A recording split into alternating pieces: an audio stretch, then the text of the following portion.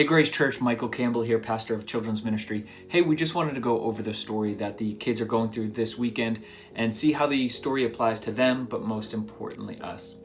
We will be going through Acts chapter 8 and 9, where Paul meets Jesus.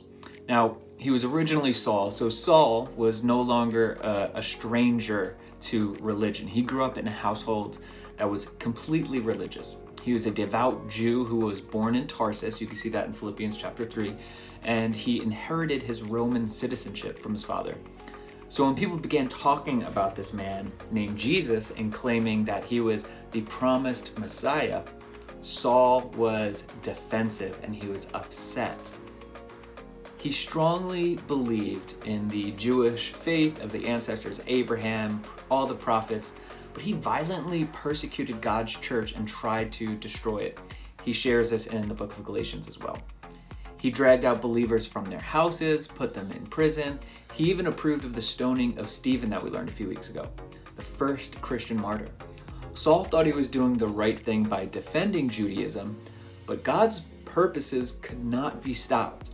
And as Saul was on his way to arrest believers in the city Damascus, the Lord stopped him in his tracks.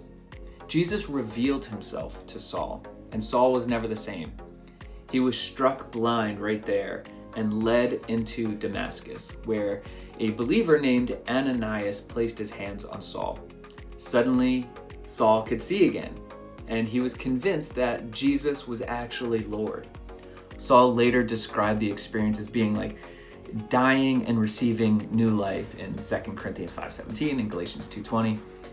God had a purpose and a plan for Saul. He had set Saul apart before Saul was even born. God said, "This man is my chosen instrument to take my name to the Gentiles, king, and Israelites." He had a purpose. Jesus completely changed Saul's life. And as you share and tell your children, clarify that conversation or conversion happens when a person recognizes their sin, repents, and believes in Jesus and confesses Jesus as Savior and as Lord. He changes a person's heart. As a result, their life is changed too. Jesus appeared to Saul, or now Paul, and changed him inside and out completely. Jesus came into the world to save sinners. So Jesus called Paul, who was once an enemy to Christians, to spend the rest of his life telling people the gospel and leading them to trust in Jesus. So the next few questions as we learn through the story, I want you to go over with your children and be able to dive a little bit deeper with this lesson. So the first question is, do you ever feel led to do something? Like, how do you think God leads us? Question 2. Who can you ask if you have questions about the Bible?